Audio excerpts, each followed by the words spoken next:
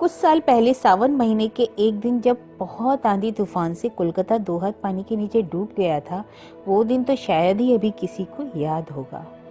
यद्यपि अब तक जल निकासी की व्यवस्था तो बहुत सुधर गई है, फिर भी अगर लगातार आधा घंटे तेज बारिश होती है तो घुटने तक पानी जमा होना कोलकाता में नई बात नहीं है।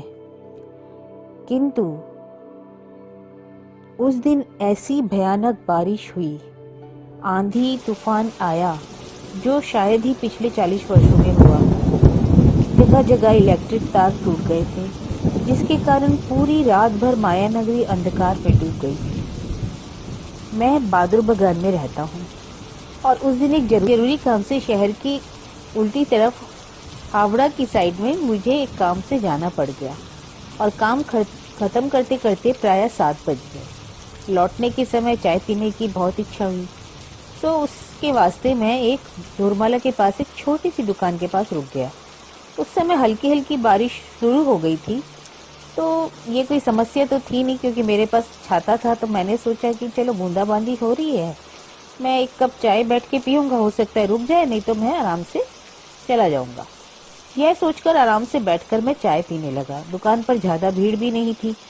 2 लोग, एक अधेड़ उम्र तथा एक युवक, आपस में फिल्मी चर्चा कर रहे थे और चाय पीते पीते और उनकी चर्चा पीते और उनकी आलोचना सुनते सुनते तकरीबन 15 मिनट बीत गए। मैंने अपनी चाय खत्म की और दुकानदार को पैसे दिए और उसी समय में बाहर चलने को तैयार हो गया। जैसे ही मैंने दुकान के बाहर पैर रखा कि अचानक बिजली चमकी, जिसके नीले प्रकाश से मेरी आंखें चुंधिया गई और ठीक उसी के साथ कड़कड़ाती हुई बिजली के गिरने की आवाज से जैसे मेरे कान ही बंद हो गए। और उसके बाद शुरू हुआ आंधी तूफान का जोर। इतनी जोरों से हवा आई कि दुकान के सब खिड़की दरवाजे बजने लगे। बारिश भी बहुत तेज हो गई और रास्ते की सारी बत्ती तो बंद ही थी और अगर एक आध 2 जल भी रही थी तो वे भी बंद हो गई, जिससे पूरा रास्ता अंधकार में डूब गया। मेरी दुकान से निकलने की हिम्मत नहीं हुई। मैं वापस दुकान में आ गया और दुकानदार से और एक प्याला चाय मांगी। मैंने सोचा कि 15-20 मिनट बिता दूं ताकि बारिश थोड़ी हल्की हो जाए, तो फिर मैं निकली। चाय पीते पीते कहीं किसी दूर घंटाघर ने 8 बजने की सूचना दी। बारिश थी कि अनवरत हो रही थी, संग में ठंडी ठंडी हवा भी चल रही थी, जिसके कारण रास्ते के लोग भी चलना कम हो गए थे। इस प्रकार रात के 9 बज गए। बाहर बारिश और अंदर ये दोनों लोग आलोचना लगातार करते ही जा रहे थे। दोनों बंद होने का नाम ही नहीं ले रहे थे। ऐसा लग रहा था कि इन दोनों को शायद बाहर के मौसम से कोई लेना देना ही नहीं है या घर जाने की कोई जल्दी ही नहीं है। 9:30 बज गए। मैं बेचैन हो उठा। मैंने सोचा मुझे हर हालत में घर पहुंचना है, रुकने से तो काम नहीं चलेगा, किंतु कैसे चलूं? यह बारिश इतनी तेज है कि निकला भी नहीं जा सकता। छाते का तो कोई काम ही नहीं है इस बारिश में। क्या करूं सोच ही रहा था कि बारिश और भी तेज हो गई और भी हवा चलने लगी। अब दुकानदार बोला, आज रात को तो इलेक्ट्रिक मिस्त्री भी नहीं आएगा जिसके रास्ते के तार ठीक हो सके। अब यह तो सब कल ही होगा। आज रात को फिर बिजली न आने के कारण पूरा रास्ता अंधकार में डूब जाएगा। मैंने भी सोचा ठीक ही कह रहा है। बाहर झांक कर देखा दुकान के, तो पूरा शहर ऐसा लग रहा था कि अंधकार के समुद्र में डूबा हुआ था। जो अधेड़ उम्र का आदमी था सब आलोचना छोड़कर अब बोला, ना बाबा, ऐसी बारिश में तो कहीं जाया ही नहीं जा सकता। यह कहकर बेंच पर लेट गया। और मेरे तो लेटने से यहाँ काम नहीं चलेगा, मुझे तो हर हालत में घर जाना ही पड़ेगा। घर में मेरी पत्नी है, छोटे छोटे बच्चे हैं, क्या करूं? बारिश कम नहीं हुई तो कैसे जाऊं? यहाँ तक कि रात के 11 बज गए, पर बारिश का वेग कम होने की बजाय बढ़ता ही जा रहा था। 11:15 बजे थोड़ा बारिश का वेग कम हुआ। तब दुकान में जलने वाला लैंप भी तेल खत्म होने के कारण बंद होने को आया। तब दुकानदार ने बहुत धीरे से बोला, बाबू, अब बस निकलना होगा, मैं दुकान बंद कर सकूं। मैंने भी सोचा हाँ निकल लूं, नहीं तो मैं निकल ही नहीं पाऊंगा। यही दुकान के बाहर मुझे रात कटानी पड़ेगी। तूफान तो बंद हो गया था, बारिश हल्की हो गई थी पर बंद नहीं हुई थी। मैंने छाता उठाया और निकल पड़ा और देरी नहीं की। निकल तो पड़ा यह कहकर कि चलो अब मेरे को निकलना ही है, पर 2-4 कदम चलने के बाद मुझे ये एहसास हुआ कि मैं किस तरफ चल रहा हूँ। उफ, कितना अंधकार है चारों तरफ। कहाँ हूँ, किस दिशा में जा रहा हूँ, यह तक मुझको पता नहीं है। हो सकता है कि मैं घर की दिशा में जा रहा हूँ या घर की उल्टी तरफ जा रहा हूँ, मुझे तो ये भी नहीं पता चल रहा है।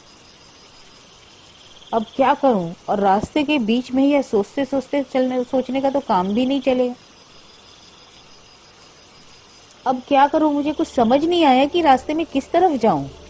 चारों तरफ पानी भरा हुआ था, कहाँ जाऊं? अंधकार में ये नहीं समझ आ रहा कि किस दिशा में चलना है, कहाँ चलना है, क्या करूं। पर यह सोचने से तो काम नहीं चलेगा, खड़ा भी नहीं रहा जा सकता, एक साइड तो चलना ही पड़ेगा। शायद चलते चलते कुछ लाइट या इंसान के साक्षात्कार हो जाएं। रास्ते में एक इंसान नहीं दिखाई दे रहा।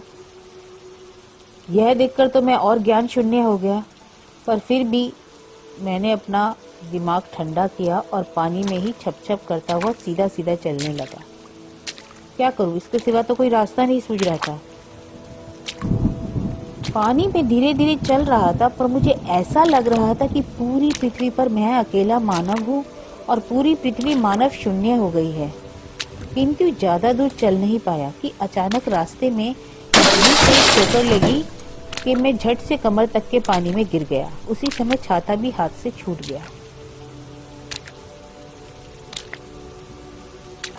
फिर मैं धीरे धीरे सहारा लेकर के खड़ा हुआ और एक एक पैर सावधानी से बढ़ाने लगा।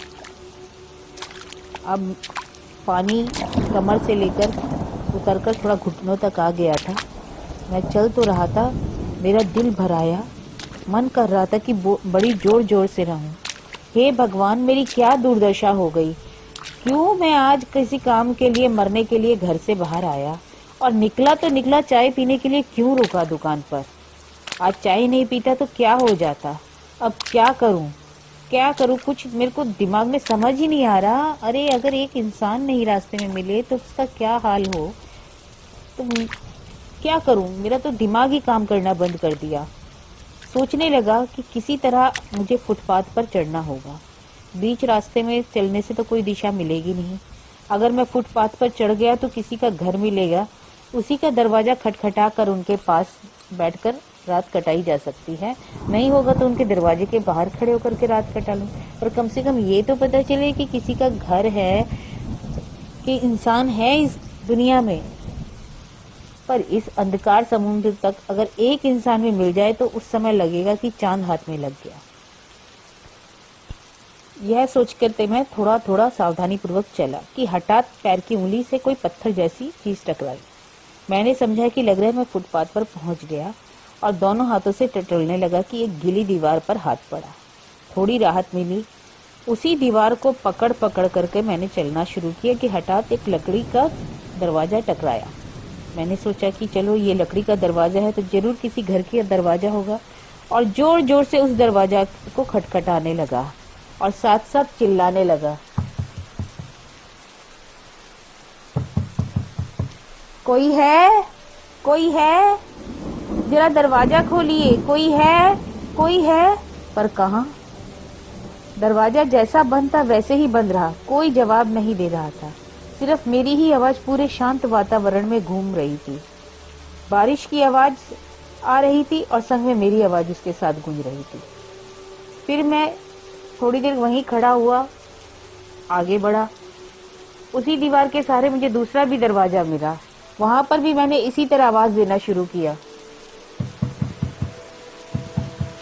कोई है, कोई है। पर कहीं कोई आवाज नहीं आ रही थी। मेरा माथा सुन्न हो गया।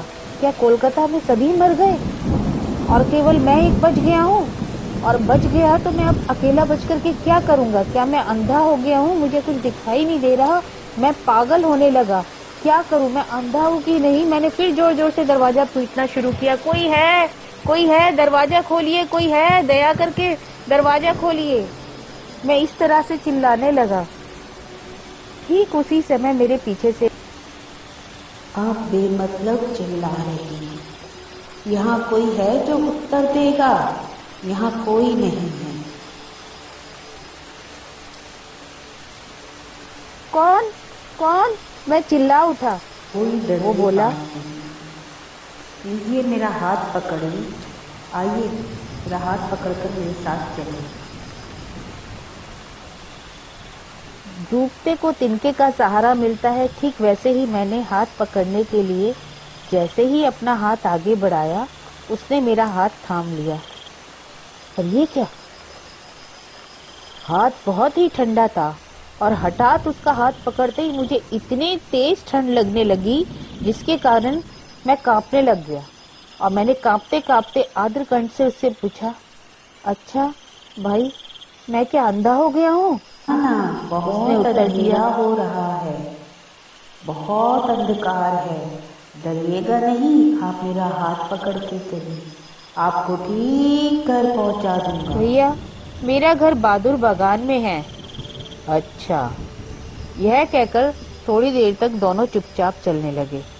अदृश्य आदमी मेरा हाथ पकड़कर मुझे बड़ी सावधानी से ले जा रहा था और मैं धीरे धीरे उसके पीछे चल रहा था। धीरे धीरे मेरी चेतना भी वापस आ रही थी। मैंने उनसे पूछा, अच्छा भैया, आप बताइए कि इस अंधेरे में आपको कैसे दिख रहा है? पर कुछ उत्तर नहीं मिला। थोड़ी देर बाद फिर मैं बोला, मैं ना चाय पीने के लिए एक दुकान पर रुक गया था, वहां से निकला तो कहाँ घूम गया, अंधेरे में कुछ पता ही नहीं चला। अच्छा, आप मुझे बता सकते हैं कि मैं आपको कहाँ मिला? हाँ, आप नीमतल्ला घाट पर खड़े थे, आप मुझे नीमतल्ला घाट पर मिले। क्या? मैं नीमतल्ला शमशान घाट पर था? सोचकर ही मेरा शरीर के रक्त जमने लगा। मैंने फिर पूछा, आपका नाम क्या है? मेरा नाम सुनकर के आपको कोई लाभ नहीं। अच्छा, इस साइड से चले आइए, इधर एक मेन हॉल खुला हुआ है, पानी की आवाज सुनाई दे रही है ना, अगर उसमें गिरे तो आपका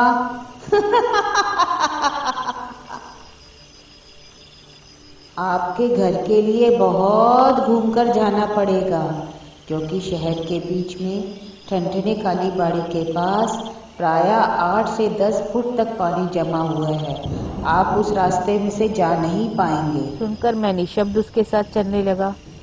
5 मिनट बाद मैं बोला, आपको नहीं लग रहा कलकत्ता शहर शमशान बन गया है? कहीं कोई आवाज नहीं, मानव नहीं, प्रकाश नहीं। वो बोला, हाँ, ऐसा ही लगता है, जहाँ इंसान नहीं रहते वो जगह शमशान लगती है, यही तो फर्क है। शमशान ऐसा नहीं लग रहा जैसे कि यह भूतों का देश है? ऐसी ही रातों में तो भूतों का राज्य होता है।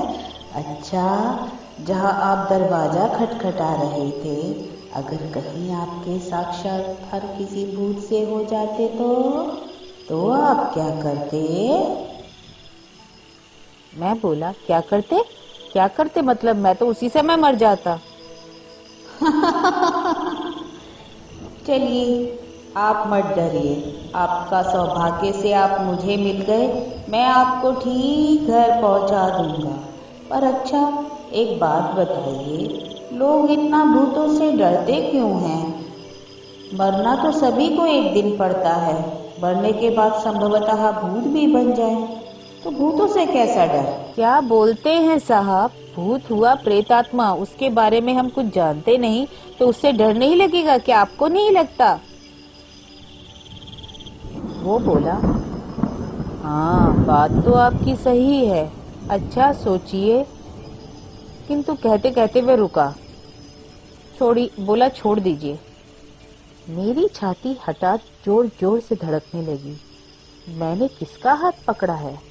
फिर मैंने साहस करके पूछा, अच्छा, आपने अपना नाम नहीं बताया, आप कहाँ रहते हैं? कहाँ रहता हूँ? वहीं रहता हूँ जहाँ आपसे मिला था, वहीं पास में मैं रहता हूँ। फिर मैंने पूछा, अच्छा, हम लोग दोबारा मिलेंगे? कभी दिन में मिलेंगे, तब मैं आपको देख पाऊंगा, अभी तो अंधेरे की वजह से मुझे कुछ दिखाई नहीं दे रहा है। दोबारा नहीं मिलेंगे, हाँ, फिर कभी आप इस तरह विपद में पड़े तो शायद मिल सकते हैं। फिर मैंने डरते डरते पूछा, अच्छा आप नाम नहीं बता सकते, इतना तो बता सकते हैं कि क्या काम करते हैं? उसने हंसते हुए उत्तर दिया, नहीं, मैं कोई काम नहीं करता। यहाँ वहाँ खाली घूमता रहता हूँ। इसके बाद थोड़ी देर चुप्पी छा गई। फिर वह बोला, आप डरिए नहीं, आपकी पत्नी बच्चे सब अच्छे से हैं। मैं हैरान होता हुआ बोला, आपको मेरे मन की बात कैसे पता चली? वो हंसते हुए कहने लगा, इस अवस्था में मनुष्य क्या सोचता है, अंदाज लगाना कठिन तो नहीं है। फिर चुप्पी छा गई। मैं मन ही मन उससे बहुत भयभीत हो रहा था। अरे बाबा, यह कौन जगत का प्राणी है? फिर वो बोला, अच्छा देखिए और कुछ मत पूछना। मेरी तो डर के मारे वैसे ही बोलती बंद हो गई थी। मैं डरकर उनसे हाथ छुड़ाने की कोशिश करने लगा। छोड़ दीजिए, मुझे छोड़ दीजिए, कहने की पूरा जोर लगाया कहने के लिए, पर गले से आवाज नहीं निकली। इस पर वह बोला, डरिए मत, मत डरिए मुझसे। जब इतनी दूर आ गए तो अब क्यों डर रहे हैं? आपका घर आने ही वाला है। इतनी बारिश में भी मेरा गला यह सुनकर सूख गया। गले से एक आवाज नहीं निकली। शरीर में जैसे प्राण ही नहीं थे। मुझे लगा केवल एक ठंडा हाथ मुझे खींचकर ले जा रहा है और मैं उसके साथ खिसका चला जा रहा हूँ। हठात शेष रात की एक ठंडी हवा मेरे बदन से टकराई और तो उसने तुरंत मेरा हाथ छोड़ दिया और बोला, देखिए, यहाँ से 100 कदम और चलेंगे तो ठीक आपका घर आ जाएगा। भोर हो रही है, अब मुझे यहाँ से जाना पड़ेगा। मैं अर्धमूर्छित अवस्था में खड़ा रहा। वो बोला, आप बहुत डर गए थे ना? अब मत डरिए। अच्छा, मैं चलता हूँ। ये लीजिए आपका छाता, पानी में गिर गया था। अच्छा, चलता हूँ। विदाई, विदाई, विदाई। आखिरी वाक्य उसका विदाई जैसे हवा में गूंज रहा था। मैं अपनी समस्त शक्ति एकत्र करके पूछा, आप हैं क्या? आप हैं इधर खड़े हुए? पर कोई उत्तर नहीं मिला। ठीक उसी समय पूर्व की तरफ देखा तो सूरज धीरे धीरे उग रहा था। धन्यवाद।